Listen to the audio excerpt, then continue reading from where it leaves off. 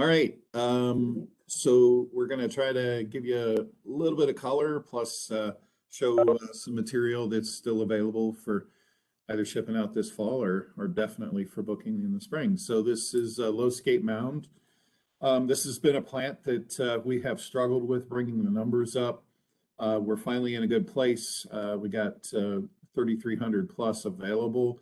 You can see they're just starting to put on their winter color. This is later than normal. Usually I would expect to kind of see this before, definitely before we get to Halloween. But we're just starting to see that color now.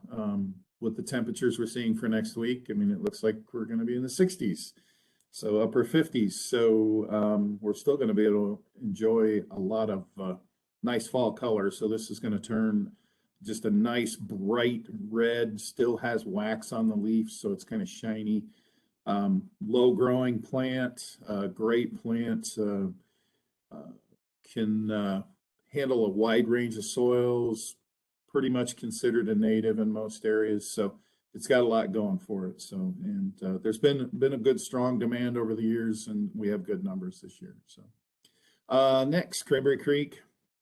So wanted to show you the sizing on the 3 gallons here. We are just totally out of any larger boxwood like a 5 or a 7 for the uprights. So this is something to consider. You can see there we're well past the 18-inch mark. We don't want to get crazy and start saying, this is the same size as a 7 would be, but it's as close as we can get. From what I see on the market right now, I can't find anything, couldn't find anything to buy to resell. So we had really good numbers, but we did a lot of shipping over the summer. So throw this out there as an alternative as you're talking to people in spring. So new gen Independence, still looking really nice. Independence is the more globe type grower, lower grower, and Freedom is kind of more like an egg shape, a little more aggressive. But you can see here we got fantastic sizing on this. Great plant to get out there, very similar to Velvet, and it seems to be performing very well in most of our markets. I haven't really heard of any issues. New gen's all about boxwood blight resistance, so that's why we have them. That's why we're growing them. It also does very well on a few other diseases that attack boxwood, so it does really good in those situations.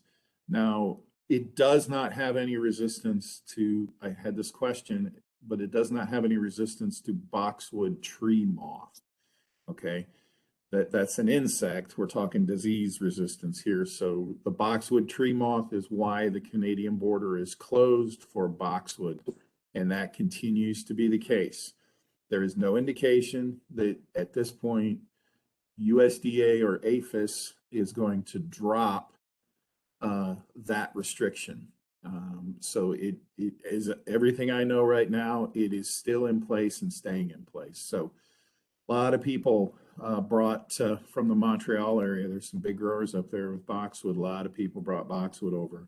Right now, there's no indication that that's going to let up for spring shipping. So put that in your back pocket. Talk to people in those regions. It doesn't matter what part of Canada you're in. There's a lot of boxwood that came out of the Vancouver area, the other side of the country. Those can't cross the border in any way. So right now, that's what I know on that. Who knows? All of a sudden they could change their mind last minute. But even the Canadian guys that talked to Sheridan, who is one of our Synergy partners, they're up in Canada. They have heard no indication that this is going to change for the spring shipping. So that's kind of the boxwood talk there. Daravilla, so Night Glow, the Kodiak Orange, we have them out there, but still looks like we're chasing that one. But you know, Night Glow is a darker, it's not orange, but it's still got great color to it, great grower, very adaptable, deer resistant plant, can go way north with this one. Got a lot of good things going for it. So you got great deer resistance with it. So people in areas, you know, this should do well for that. And you know, you can go up as high as zone 4 on these Daravilla. So it will work in in every range that we sell in. So sell with confidence on that. We got real good numbers. Hydrangea candelabra. So this one here we brought on a couple years ago. This is also in the Blue and Easy program. You can see there through the fall here, we got the red color into it. This is a today photo, so obviously the foliage is going downhill. But what's interesting is on a lot of these issues, we still have fantastic color. If you get up close, you know, you'll see that some of the flowerets are starting to decline, but still they're very showy right now, which is kind of unusual to really see that kind of good color late in the season. So a couple of I've really noticed on the newer varieties, like the Firelight Tidbit and the Limelight Prime that gets a pinkish color in the end, and the Little Hottie and stuff like that. They're Little Lime Punch. All these new ones really seem to have long color staying power. So that's kind of cool. So that's starting to be a game changer in some of these newer varieties. So I know we get a little punchy, a little crazy punchy. Hey, see how I did that? But because there's so many paniculata varieties, but I really do think these new ones are worth investing in and planning out there. So yeah, next one, Limelight Prime. So let's take a look at that one. You can see there in the background, you can see some colors on in there. You got some fresher flowers coming on. I mean, that's a today photo. So these things are still pushing out flowers and it's November. I don't think this is going to be any kind of winter issue, storage issue. Paniculatas are really tough when it comes to this kind of thing, but it's just interesting to see how the year has progressed. I would expect these to decline rapidly for the foliage and the flower because of the frosts we've been getting. We finally got a pretty decent frost last night up here by the lake. So, but it's, you know, we still, you can see the size, the structure, everything on that look great. So berry, a cherry on top. This is a new one in the series. So this is today photo, but this thing had a lot of red. It gets red in the leaves. It has red, you know, it's a reddish plume on it, and that plume stays there and kind of dries out, and it has some interest to it as well. So these new sorbaria, like this one here, doesn't seem to run. So it doesn't get like invasive in the landscape where it spreads through runners.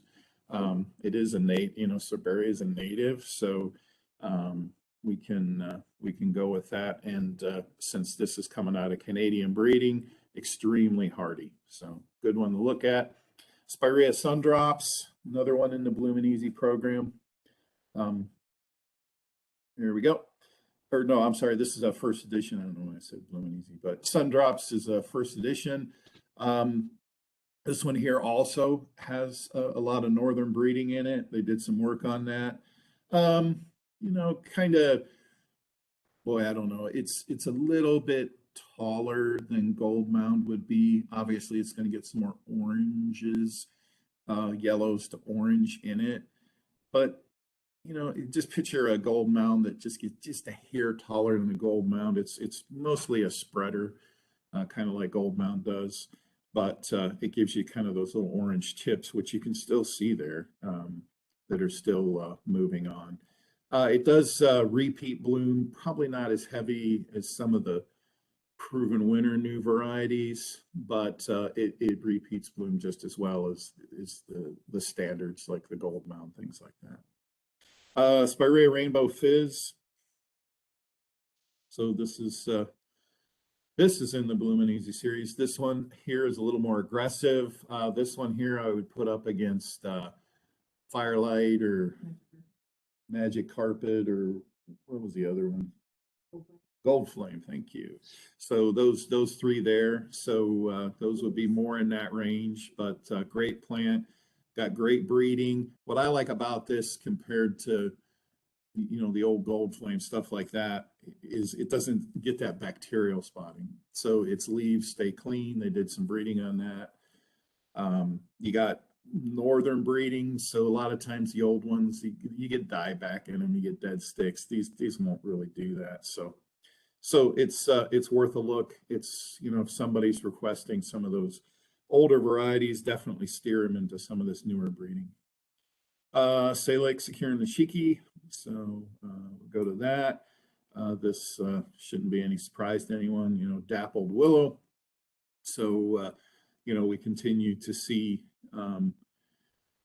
the plants starting to go into dormancy. Don't get as much pinkish color this time of year, but you do get the greens and the whites. But we have fantastic sizing on these, and we have great availability. So the last several years we've been short going in the spring. This year we got real good availability, so we have room to keep selling. And then a new one. It's Emerald Petite. So it's a really neat plant. I think from what I saw from your spring request, you might have sold all these according to your spring request, so that's good. But just wanted to show you here what it looks like. We're thinking about upping. We were just testing the waters on this, and we're thinking about upping our plant a little bit. But you can see here it's a slower grower, but it's not so slow we can't finish it in the right amount of time. It's about 2 to 1 growth when it's up against like a Schmargard. So, but very tight, dense, fairly slow. This would not be a good selection for a screen or a hedge. I mean, it would take a long time to build a hedge out of this. It just depends on the application. If room is limited, this might be one to look at. This one's going to be more where you can use this kind of more as a specimen in a planting, or maybe like a little formal hedge that you can look over, things like that. So that's what this would be suited for. But that is that. All right. I think that's what we got. Good. So yeah, we'll continue to poll next week and even into the week after. Like we talked about last week, I know I want to call out Jeannie. Thanks to her for getting us the information ahead of time. She had some muskingums, a big order that pulled. That really helped us out on efficiencies to know that early. So we could get them pulled before the guys covered the houses. So keep the info coming. Just get us the info when you have it, and that can help the guys and make it easier on them and make everybody so we can win. All right. Anybody have any questions? Dave, I have 2 questions. In general, how late do you water into the fall? That's one. And the other one, when do you put the time release fertilizer on the plants? So watering, we will go to the bitter end. So basically, we have to get these big giant industrial compressors into, and we call it system blowout. So you may have heard this, but we have to blow the water out of most of the systems. So here at Huron, since we're dealing with a lot of conifers, things like that, and even at Long Road to some degree, we'll have to keep the systems up all the way into the week of Thanksgiving before we kind of officially blow out. That doesn't mean we stop watering. We will still be out there looking at water, things like that. But anything that's like uncovered, like it's in pot and pot or anything like that, we're pretty much done watering it. This year to be around the 22nd, 23rd of November. So CRF, or controlled release fertilizer, this would be a top dress event in the spring. Most CRFs are pretty safe anymore unless they're buying something super, super cheap. But if you're buying something real cheap, you're not real sure about it, you probably want to wait a little later. if it's a really good product like Harold's or Planacoat or one of the big brands, you can apply that really anytime through the winter. I would wait till after January, and then you can apply it. It should not release until you get the temperatures. Most temperature curves are around 65 degrees plus before that prill opens up and starts releasing fertilizer. But the worst thing you could do is get a lot of nitrates out there too early, cause the plant to trigger too early, and then you can imagine what's going to happen on the freezes that we usually get in April, May. So that's what I can tell you. If you want to be super safe, apply it at the end of April. If you got a really good product and you want to get the work out of the way in the winter, do it after, start doing it in the end of January. Okay. Thanks, Dave. I appreciate that information. Good to know the why. Yep. Hey, Dave, can you talk to me about cylindrical boxwood? I've got some customers asking about what they look like and if we're going to have any in the spring. Yeah, we will not have any in the spring. We have several thousand in the pipeline going out there. We got to finish them, so it's more of a summer event.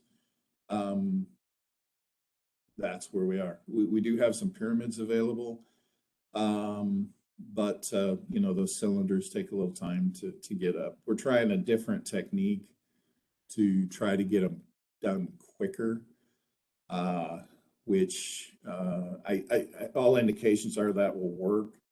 That way I'll have them for summer. If for some reason some unforeseen thing happens on this newer technique, then it won't be till next fall. But I think we kind of got it figured out how to do this and make money doing it. So, but we're looking at summer. Okay, thank you.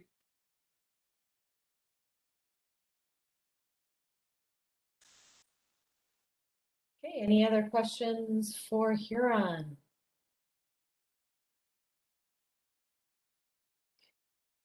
All right, thank you, Dave and the Huron crew. Wishes for a terrific Thursday.